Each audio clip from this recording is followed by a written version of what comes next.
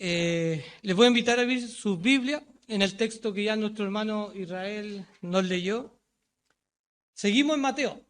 ¿Ya? Hicimos una pausa. No sé si se notó la pausa, no sé si se recuerda de lo último que estuvimos hablando. ¿Sí? ¿De qué estuvimos hablando? ¿Qué fue lo último que se enseñó acerca de Mateo, por ejemplo? ¿Qué? ¿Qué fue? ¿Puedo hablar, por si acaso? ¿Cómo? La importancia de la muerte de Jesús. La implicancia, perdón. O sea, no sé si recuerda que estuvimos en la cruz de Cristo por lo menos 4 semanas. Estuvimos en la cruz de Cristo. Seguimos en Mateo y nos queda un poquito más por delante, a lo mejor hasta fin de año vamos a estar en Mateo. Voy a leer para ustedes y junto con ustedes también sigan la lectura. Dice así la palabra del Señor. Cuando llegó la noche, vino un hombre rico de Arimatea, llamado José, que también había sido discípulo de Jesús. Este fue a Pilato y pidió el cuerpo de Jesús. Entonces Pilato mandó que se le diese el cuerpo. Y tomando José el cuerpo, lo envolvió en una sábana limpia y lo puso en un sepulcro nuevo que había labrado en la peña, y después de hacer rodar una gran piedra en la entrada del sepulcro, se fue. Y estaban allí María Magdalena y la otra María, sentadas delante del sepulcro. Les invito a orar, hermanos. Amado Dios, Señor, gracias por permitirnos estar delante de tu palabra nuevamente, Señor. Y como es su palabra, Señor, es que quiero rogar que sea su Santo Espíritu, el mismo que inspiró a los escritores bíblicos a dejarla para nosotros hoy día, que nos guíe, Señor, que nos guíe en este tiempo, que nos dé el entendimiento, que obre en nuestro corazón, que haga ese cambio que usted desea que haga, que provoque lo que usted desea que su palabra provoque en cada uno de los miembros de su iglesia, Emmanuel en Las Condes, Señor. Padre, guíenos en este tiempo, se lo pedimos, se lo rogamos, en el nombre de nuestro Señor Jesucristo. Amén. Bueno, como antes dijo nuestro hermano Israel, el título del sermón es La tumba del rey. Y vamos a ver 2 puntos. Número 1, las implicaciones teológicas de la tumba. Y número 2, el impacto de la cruz en la vida de José. Un personaje que vamos a ver también en este día. Cuando hablamos de los episodios más relatados y escritos en cuanto a la vida de nuestro Señor Jesucristo, encontramos sin lugar a duda, número 1, su nacimiento. ¿No? De hecho, incluso hay un día, una fecha en que se celebra eso, ¿no? En donde todos le regalan regalo a todos, menos al Señor Jesucristo. Y hay otro suceso que también es bien recordado, que es su muerte y resurrección, ¿o no? En donde de hecho hay una semana que se llama culturalmente la Semana Santa, en donde se recuerda la muerte y el próximo domingo la resurrección. Pero sin embargo, dentro de todas de estas 2 cosas, incluso de la cruz y la resurrección, hay un evento que no podemos dejar pasar por alto, que es la tumba, que es la tumba de nuestro Señor Jesucristo.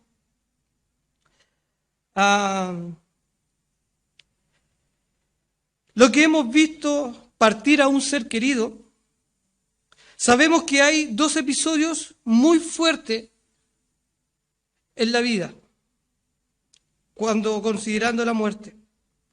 Primero, cuando te llega la noticia de que ese ser querido murió, ¿no? Es un impacto tremendo en tu corazón, que te deja deshecho. Y número 2, cuando es enterrado, ¿no? Son los dos eventos de la muerte que más impactan. Pero por lo general,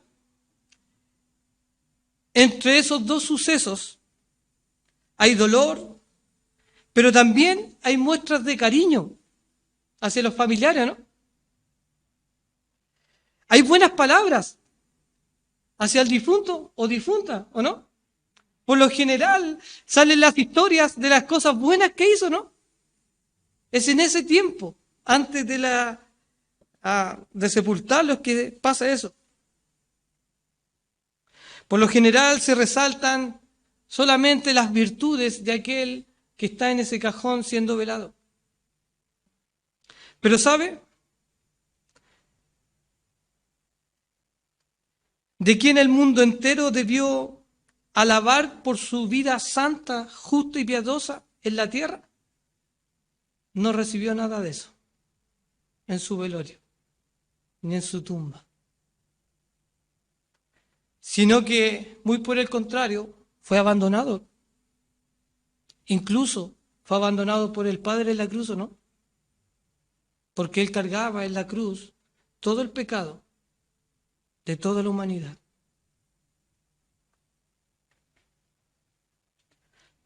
La tumba del rey. Número 1, vamos a ver lo que son las implicaciones teológicas de la tumba.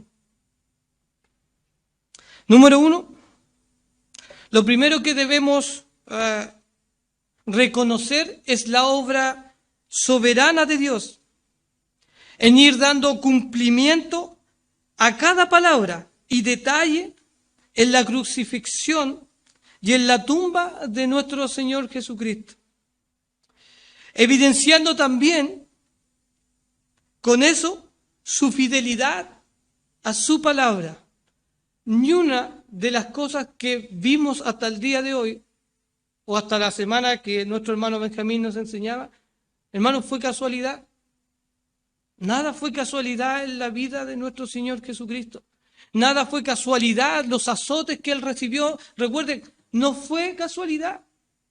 Recuerda que nuestro hermano en algún punto nos enseñaba que Él podría haber optado a la misericordia y que fueran menos azotes, pero no.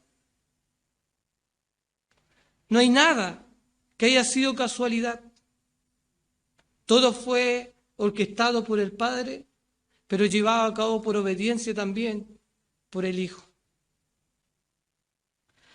Para que se cumpliese lo dicho por el profeta una y otra vez, destaca Mateo, para que se cumpliese lo dicho por el profeta. Eso es lo que Mateo está destacando, que cada una de las cosas, de las circunstancias, de los sucesos, fue Dios quien lo quiso así. Fue Dios que así lo quiso. Cada cosa que vivió, padeció y experimentó el Señor viene siendo el cumplimiento del plan divino y ejecutado a la perfección por el ejemplo máximo de servicio y obediencia en la tierra, o sea, nuestro Señor Jesucristo. Número 2. La tumba forma parte importante de lo que es el Evangelio. No sé si cuando predica el Evangelio o cuando hablamos, ayer lo comentaba con Benjamín, no sé si cuando hablamos del Evangelio incluimos la tumba. Porque ciertamente en Primera de Corintios, si usted va a Primera de Corintios capítulo 15, del 1 al 4, Pablo habla del Evangelio y dice lo siguiente. Versículo 1, además os declaro, hermanos, el Evangelio que os he predicado, el cual también recibiste y en el cual también perseveráis. ¿Cuál? Este Evangelio, ahora lo va a decir, por el cual asimismo, si retenéis la palabra que os he predicado, sois salvos, si no creísteis en vano. Versículo 3, porque primeramente os he enseñado lo que asimismo recibí, que Cristo murió por nuestros pecados. ¿Por qué? Porque estaba escrito. Porque estaba escrito de antes. Cuando Cristo fue a morir por los pecados de todos en la cruz, eso ya estaba escrito, era parte del plan de Dios. Versículo 4. ¿Y qué fue? Sepultado también, ¿o no? Eso es parte del Evangelio. Porque la resurrección comienza en la tumba. Y que fue resucitado al tercer día conforme a las Escrituras. La tumba del Señor no fue un paréntesis entre su muerte y su resurrección. No. Forma parte importante de lo que es el plan del Señor. No era un mero trámite, es parte importante de lo que nos muestra la Escritura. De hecho, en Romanos, capítulo 6, versículo 4, dice lo siguiente. Hablando de los cristianos, de los creyentes, dice, porque somos sepultados. Nosotros somos sepultados. Habla de esa sepultura. Esa sepultura, les vuelvo a decir, no es un paréntesis. Es parte importante del Evangelio y es parte importante también, debiera ser, de la vida de nosotros. Cristo murió. Él murió.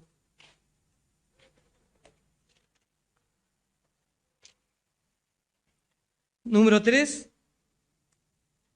Que Cristo fuera llevado a la tumba implica que el Señor Jesucristo realmente murió.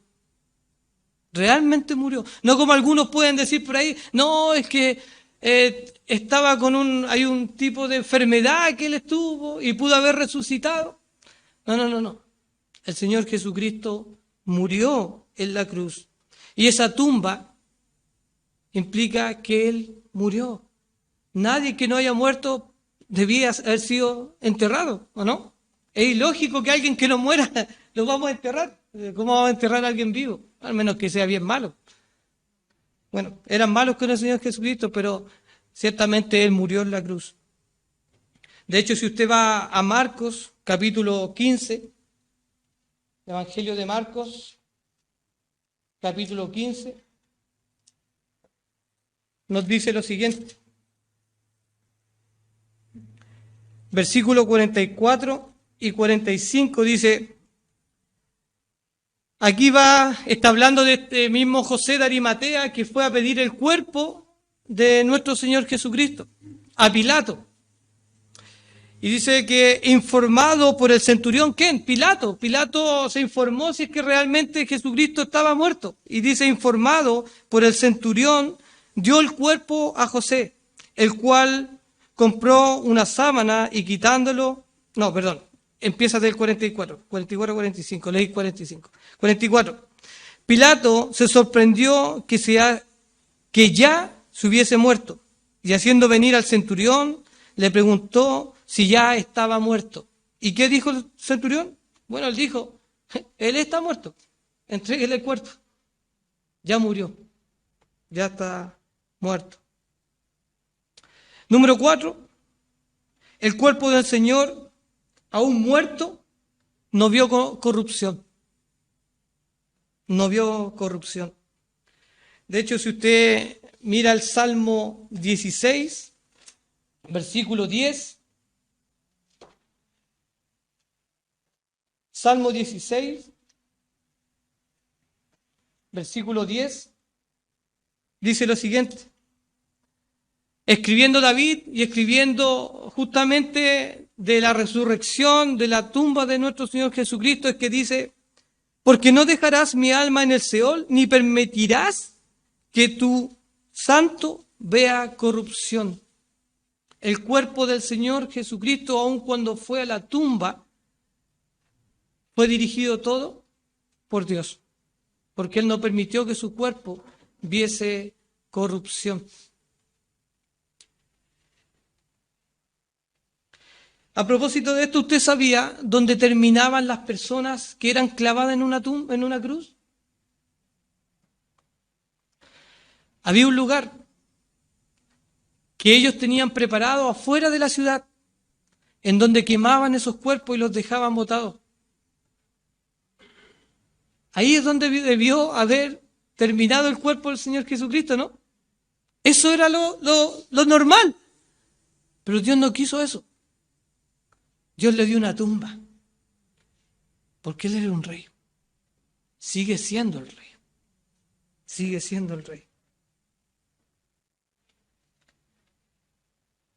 Sin embargo, vemos a una persona como que sale de la nada, ¿no? Porque no sabíamos nada de él. Hasta hoy día. José David Matea. No sabíamos nada de él. Y aparece como de la nada y después se va. De hecho, en el relato después dice, y se fue. Pero para Dios esto no fue una casualidad. Dios lo tenía preparado. Dios tenía preparada esa tumba de ese hombre. Dios tenía preparado un varón con dinero, que era rico, y no tenía cualquier tumba. Era una tumba en Jerusalén. Hermanos, para tener una tumba en Jerusalén mismo, había que tener dinero, porque era muy costoso. Por lo general las tumbas estaban fuera, pero para tener una tumba ahí en Jerusalén había que tener mucho dinero. Y no era cualquier tumba, era labrada. No era cualquier tumba, era la tumba del rey, la tumba que Dios preparó para nuestro Señor Jesucristo. Número 5, Mateo nos narra la vida del Señor enfocada en mostrar a Cristo como el Mesías, el Rey de los judíos. Es interesante que solo Mateo, cuando empieza Mateo, nos narra la llegada de los magos, ¿no? ¿Usted ha visto en Marcos la llegada de los magos, no? En el nacimiento de nuestro Señor Jesucristo. No está. En Lucas tampoco. Juan tampoco. Pero Mateo lo narra. Y al detalle. Y se preocupa de decirnos que esos varones que llegaron a la casa de María trajeron presentes. Y eran presentes que justamente se le daban ¿a quién? A los reyes. Incienso, oro y mirra. Y ayer lo comentábamos con el hermano Benjamín. La sábana que usó José de Arimatea era de lino fino. Era la sábana con que se cubrían los reyes. Desde su principio hasta su tumba. Mateo nos está enseñando que Jesucristo es el Mesías, el Rey de los judíos, aquel que vive y reina por los siglos de los siglos. La tumba no es un impas. La tumba forma parte importante, hermano, de nuestra fe. Porque empieza en la tumba, es donde comienza lo que nosotros anhelamos un día, ser resucitados, así como Cristo fue resucitado. Yo le hacía también una pregunta ayer a mi hermano Benjamín. ¿Cuántas prédicas había escuchado de la cruz? Y le pregunto, ¿ha escuchado alguna vez una prédica de la cruz? Yo he escuchado varias. Y de la resurrección. Hartas también, ¿no es cierto? Y de la tumba.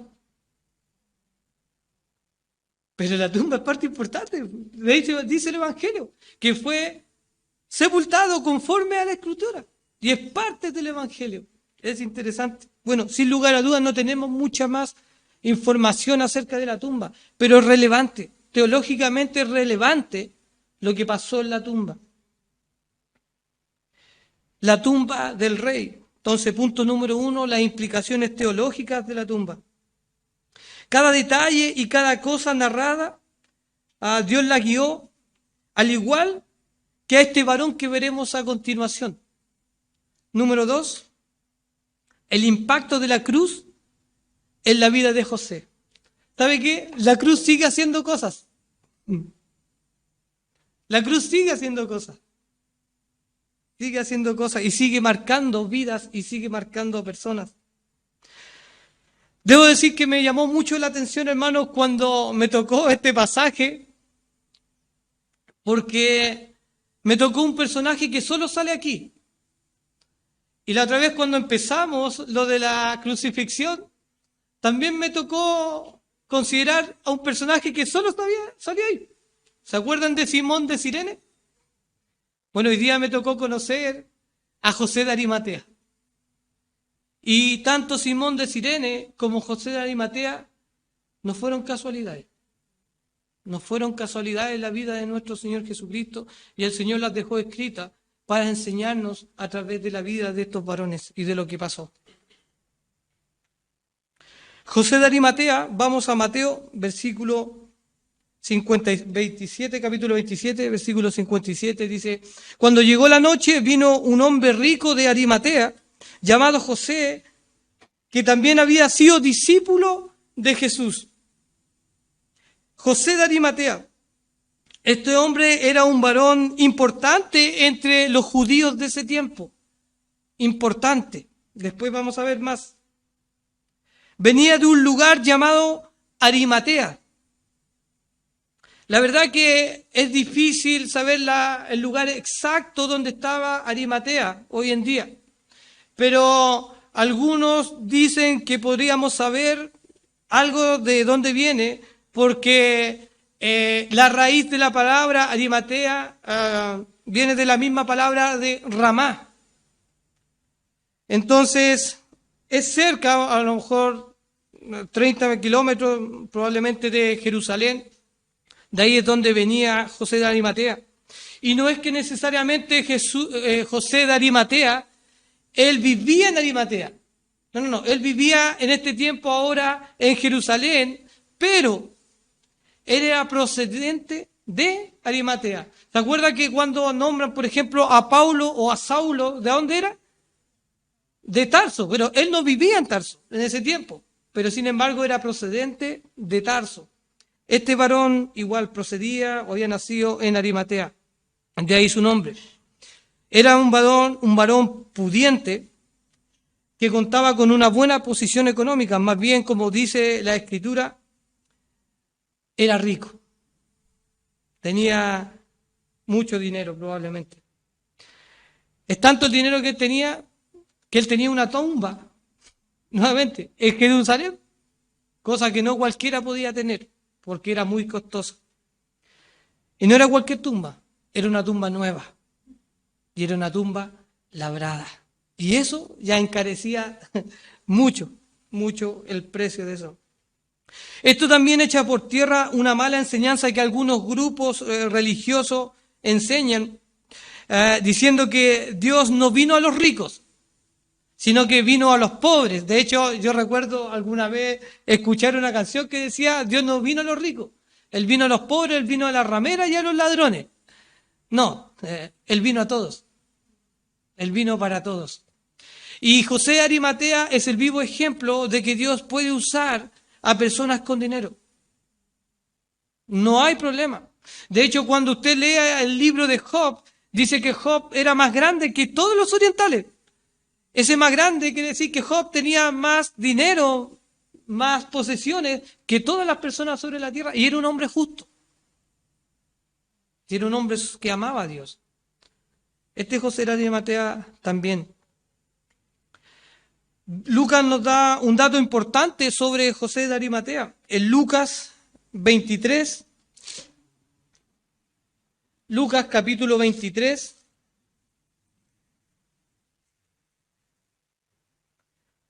versículo 50, dice: había un varón llamado José de Arimatea, ciudad de Judea, el cual era miembro ¿de qué? ¿De qué concilio? Y esto es tremendo, hermano. Y aquí es donde empieza como la confusión un poco, a tratar de entender esto. José de Arimatea pertenecía al concilio. José de Arimatea pertenecía a esas personas que hicieron un complot para matar al Señor Jesucristo. A ese grupo selecto pertenecía a José de Arimatea. Entonces y empieza el conflicto. ¿Y qué hacía ahí? ¿Qué hacía ahí? ¿Qué hacía mezclado con estas personas que lo único que buscaron fue injuriar, blasfemar y matar a nuestro Señor Jesucristo? Bueno, Dios lo permitió así, lo quiso así. Pero ¿qué hacía en medio de ellos? Si él era un varón justo. José era miembro del mismo concilio, como antes dije, que mandó a matar a nuestro Señor Jesucristo. Ahora, ¿por qué José de Arimatea seguía ahí si él sabía que lo que estaban haciendo no era correcto? No debían matar a ese justo, como dijo incluso Pilato, ¿o no? ¿Se da cuenta que muchas personas veían a Cristo y sabían que él no era lo que decían? Pero ¿por qué no tomaban decisiones? ¿Por qué su vida seguía igual? De hecho, si usted va a Juan, nos da la respuesta. Vaya a Juan, el Evangelio de Juan, capítulo 19, versículo 38.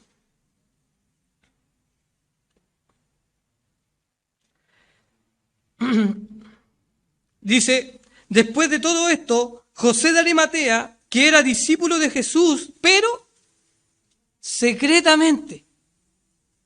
¿Por qué era secretamente? Ahí lo dice. Porque él tenía temor. ¿De quién? ¿Él tenía temor de los judíos? ¿O tenía temor de lo que podía perder? Él podía perder su vida, ¿no? Su estatus, su posición, dinero. Sí, todo eso estaba en juego. Todo eso estaba en juego. José de Arimatea, José era de los seguidores secretos del Señor, junto a otro seguidor secreto que lo conocemos. ¿Sabe cómo se llama? Nicodemo. Y sabe que cuando miraba y conectaba esto, ¿sabe de qué me recordé? ¿Se acuerda cuando Nicodemo va a Jesús de noche y le dice, Señor, Maestro, sabemos que has venido de Dios como Maestro, porque nadie puede hacer las cosas que tú haces si no está Dios con él? ¿Quién eran sabemos? La Escritura no nos dice, pero probablemente puede haber sido José de Arimatea, ¿no? Otro que pensaba igual que Nicodemo, ¿no? Que nadie puede hacer las cosas que Cristo hace si Dios no está con él. Porque José de Arimatea era justo. Y él esperaba también el reino de Dios. Él era un creyente.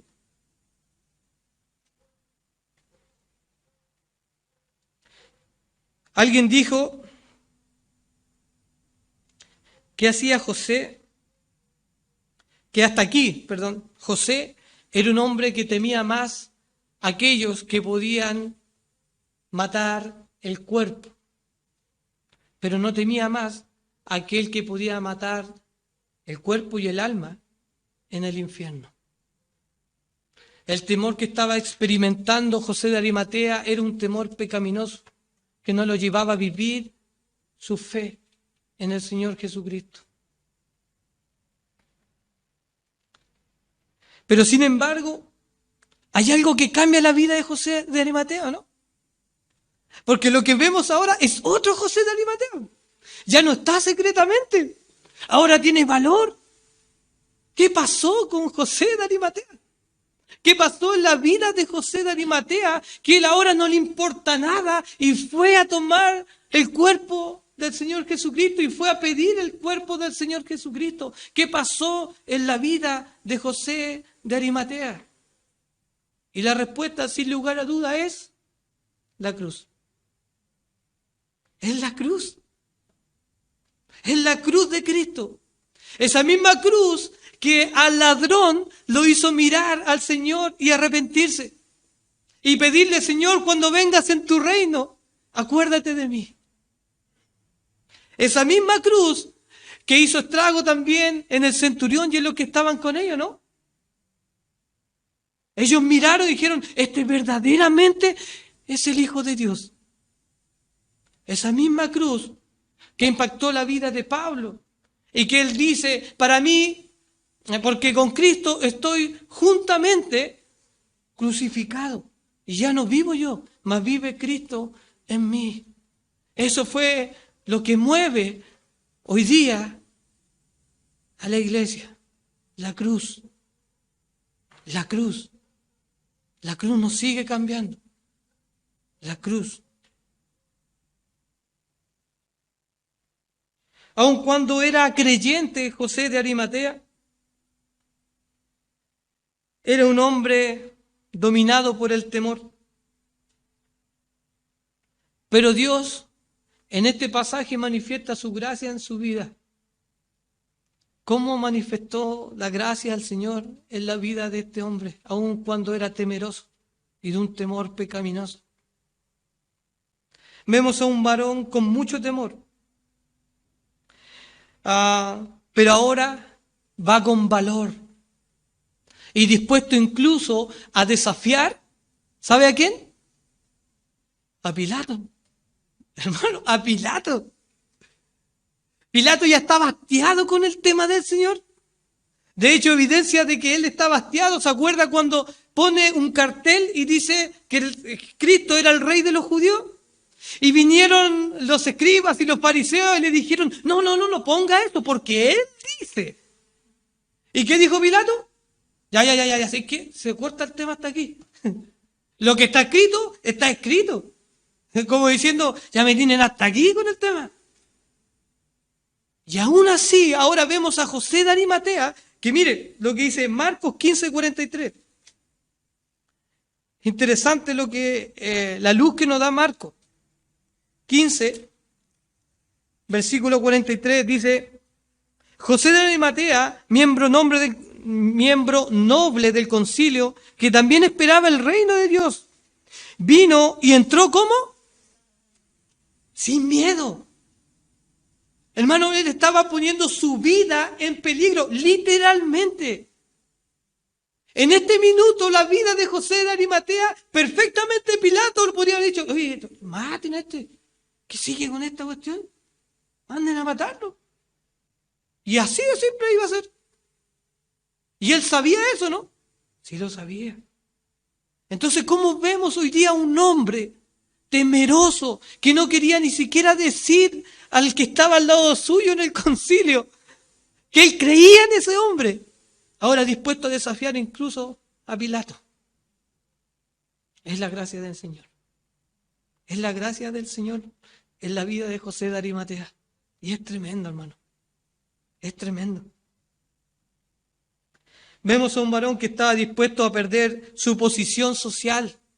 Hermano, desde ese momento que él fue a Pilato, si sabían todos los escribas y los fariseos que él hizo eso, chao. Chao, concilio. Él iba a perder su posición social. Probablemente económicamente se iba a ver afectado. Su familia se iba a ver afectado, ¿no? ¿Sí? Él ya no iba a poder ir libremente a las sinagogas. Él ya no iba a tener probablemente, y su familia, acceso libre a la educación. Y por sobre todo a la lectura diaria de las Escrituras.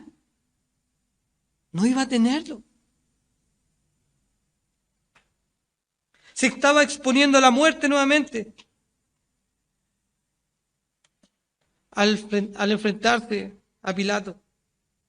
Vemos un varón dispuesto a perder todo lo que había ganado, todo lo que había alcanzado hasta ese momento. ¿Sabe por qué? Por causa de Cristo. Por causa de Cristo. Y eso es la cruz. Eso precisamente es lo que hace la cruz. Eso es lo que hace la cruz en la vida de alguien que entiende la importancia de la cruz de Cristo. Le hace entender que hay algo más valioso que todo lo que yo puedo ganar en el mundo, que es aquel que fue crucificado, que es Cristo, nuestro Señor.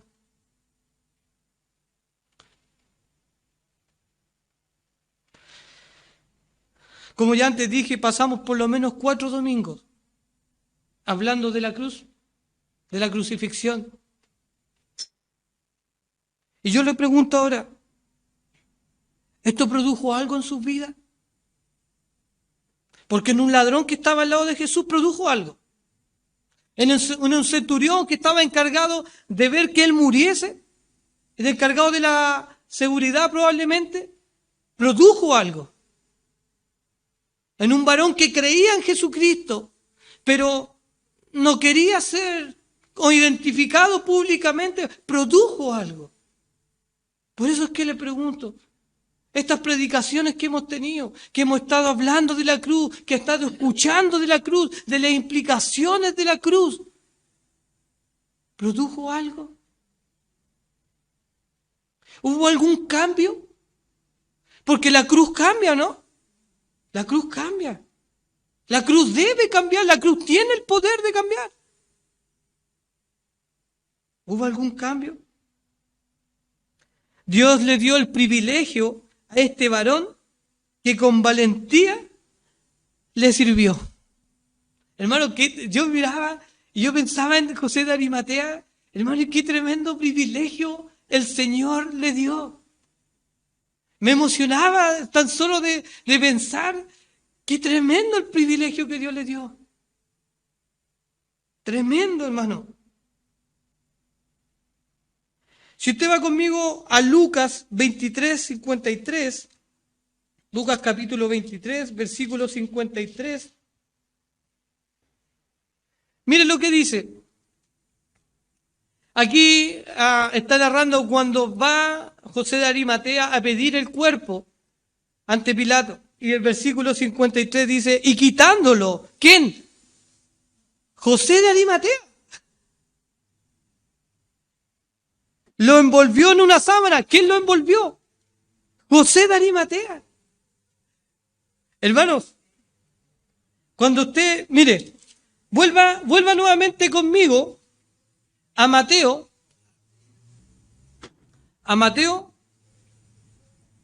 capítulo 27, versículo 58.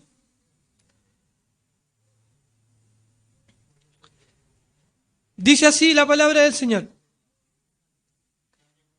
Versículo 58 dice, este fue. ¿Quién fue? ¿Quién es el artista principal de esta escena? José de Arimatea. Este fue. Y después dice, pidió. ¿Quién pidió? José de Arimatea. Versículo 59. Y tomando. ¿Quién? José de Arimatea. Dice, lo envolvió. ¿Quién lo envolvió? José de Arimatea. Y después el versículo 60, y lo puso. Hermano, todo esto, según lo que nos nombra, o como lo narra Mateo, lo hizo él. Hermanos, Dios proveyó un hombre con dinero, que tenía la tumba perfecta para el Señor Jesucristo, que probablemente tenía las fuerzas necesarias para tomar al Señor Jesucristo, tenía las fuerzas necesarias para cargar al Señor Jesucristo hasta la tumba. Hermano, qué maravilloso. Y no solamente que lo cargó, incluso estuvo dispuesto a transgredir algo tremendamente importante para los judíos. Nadie podía tomar y tocar un cuerpo de alguien muerto, porque era inmundo. Hasta incluso eso estuvo dispuesto a transar José de Arimatea. ¿Sabe por qué? Porque Jesucristo era más importante. Porque Él era más importante. Él entendió que Cristo es lo más importante que él podía ver. Y estuvo dispuesto a dejar todo, por servir a su Señor. No vemos más a José de Arimatea. No vemos más en la narración bíblica. Nunca más. Pero hasta el día de hoy, después de 2000 años, podemos estar recordando su nombre, ¿no? ¡Qué tremendo! Y qué tremendo privilegio le dio el Señor de cargar su cuerpo. De cargar su cuerpo, hermano. Solo imagínese usted teniendo esa oportunidad de cargar el cuerpo de su Señor. Haberlo bajado de la cruz. haber limpiado su cuerpo, haber limpiado su sangre. ¡Qué tremendo privilegio el Señor le dio a José de Arimatea! Dios hoy día nos da un tremendo privilegio también a nosotros. Primero, de ser llamados sus hijos. Segundo, de dar testimonio de quién es nuestro Señor. De quién es ese Señor que amamos. Ese Señor que nos salvó. Ese Señor que fue capaz de ir a una cruz a morir por nosotros. Que usted pueda dar testimonio de eso es un privilegio. Es un privilegio.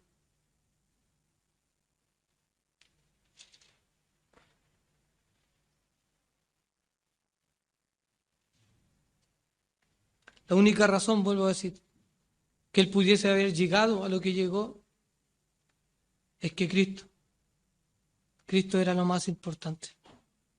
Y yo le pregunto, ¿esa es la importancia que tiene el Señor Jesucristo en su vida? ¿Esa es la posición que Cristo ocupa en su vida? ¿Debiera ser o no? Porque a eso nos llamó el Señor, ¿o no? A Él ser lo más importante en nuestra vida. A Él ser lo primero.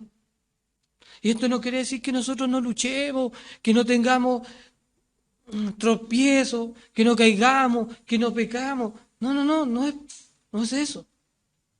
Simplemente que hay una actitud, un deseo de, a pesar de mí, querer servir con todo mi corazón al Señor. Que a pesar de mis dificultades, de mis pecados, de mis dioses que probablemente aún están en el corazón, aún quiero servir al Señor. Y deseo entregarle mi vida al Señor.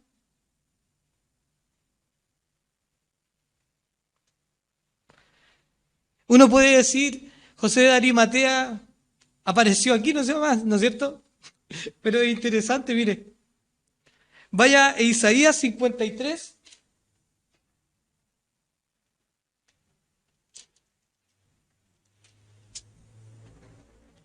Isaías 53, 9 está hablando de la sepultura de nuestro Señor Jesucristo.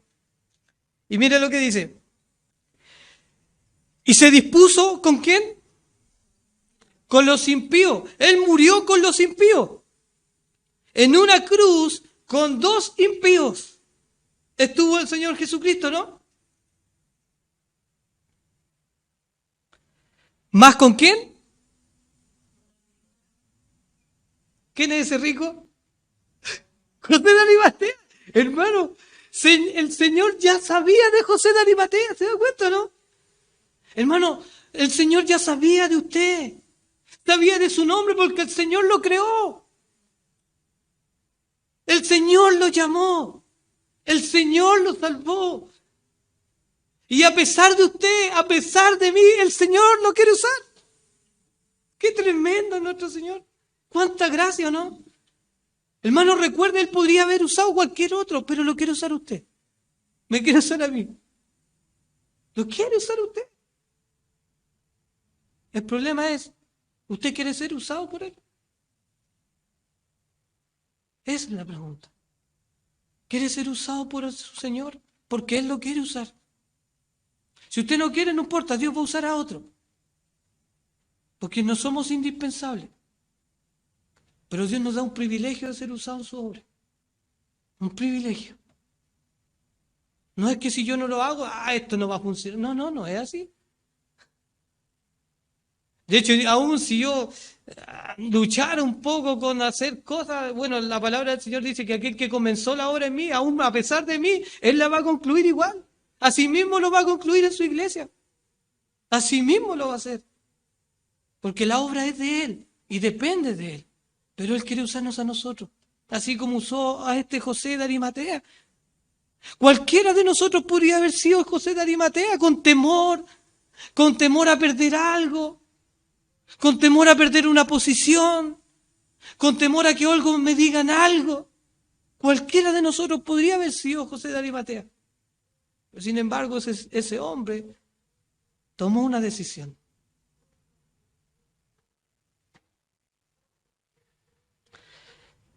Volvemos a Mateo, capítulo 27. Y ya para ir terminando, voy a leer del versículo 60 al 61.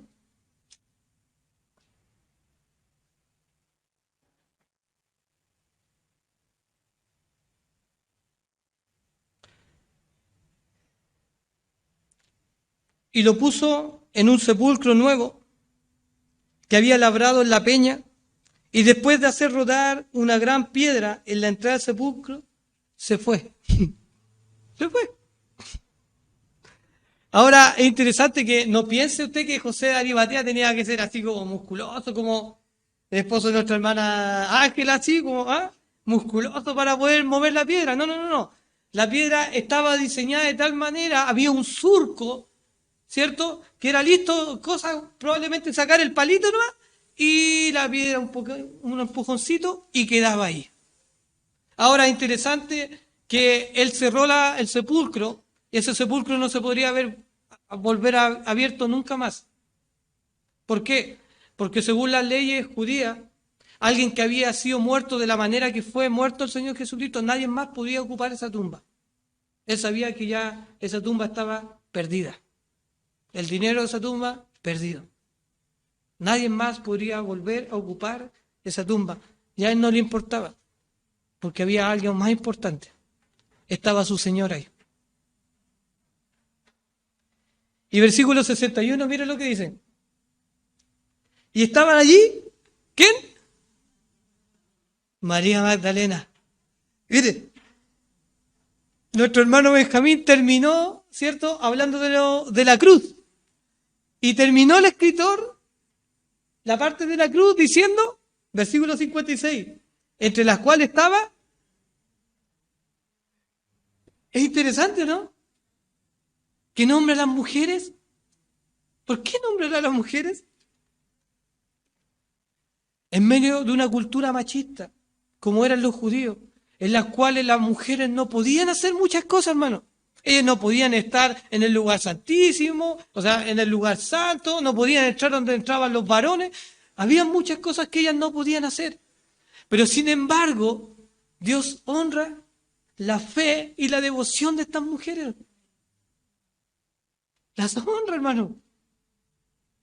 Él les da la honra de vida a estas mujeres. Hermanos, las últimas que se quedaron cuando el Señor estaba clavado, ¿saben quién fue? Las mujeres. Las mujeres, probablemente mirando de lejos, llorando aún, sollozando por su Señor. Estaban las mujeres y los varones arrancaron. ¿Saben quiénes estaban cuando el Señor estaba siendo puesto en la tumba? Ellas estaban ahí, las mujeres. Y las mujeres no querían una posición social, por lo menos estas mujeres no querían una posición social, no querían que se renombrara su nombre, no querían ellas. Ellas querían otra cosa, lo que siempre quisieron hacer con el Señor Jesucristo. ¿Sabe qué es lo que era? Adorarlo. Simplemente adorar a su Señor. Y cuando decimos que el Señor honra y usa a quien quiere, bueno, José de Arimatea es un ejemplo de eso.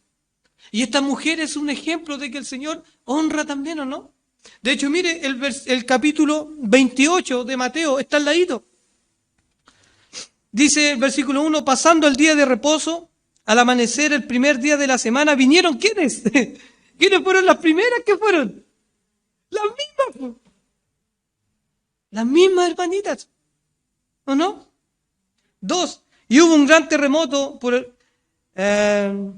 porque un ángel del Señor descendió del cielo y llegando removió la piedra y se sentó sobre ella.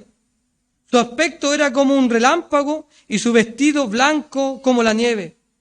Y de en medio de él los guardas temblaron y se quedaron como muertos. Hermano, lo que sucedió fue tremendo. Fue tan tremendo el temblor y todo lo que pasó, tan, podríamos decir, paranormal, que los guardas querían morirse de susto. Se querían puro morir de susto. Mira el versículo 5. Mas el ángel respondió y dijo, ¿a quiénes? A las mujeres. Ustedes, mujeres, ¿qué? No teman. Ustedes no teman. Estos otros que teman todo lo que tengan que temer. Pero ustedes no teman. Ustedes no teman. Versículo 9. Versículo 8. Entonces ellas, saliendo del sepulcro con temor y gran gozo, fueron corriendo a dar las nuevas a sus discípulos. Y mientras iban a dar las nuevas a sus discípulos, ¿saben lo que pasó, no? Versículo 9. He aquí Jesús salió al encuentro diciendo, salve. Ellas fueron las primeras que vieron al Señor Jesucristo. Las primeras. ¿Y sabe qué hicieron apenas vieron al Señor Jesucristo? ¿Sabe lo que hicieron? Abrazando sus pies, le adoraron. Hermano, qué tremendo, ¿no? Hermana, no piense que el Señor se olvida de su trabajo, de su obra. No lo piense, porque el Señor va a recompensar. El Señor honra a quien lo honra. Hermano, Dios puede usar a quien quiera en su obra. Y lo quiere usar usted y me quiere usar a mí. Nuevamente la pregunta, ¿usted quiere ser usado por el Señor? ¿Usted quiere servir a su Señor? Hágalo. Hágalo. Hágalo, porque el Señor para eso lo salvó, para ser usado por Él. Amén. Le invito a orar.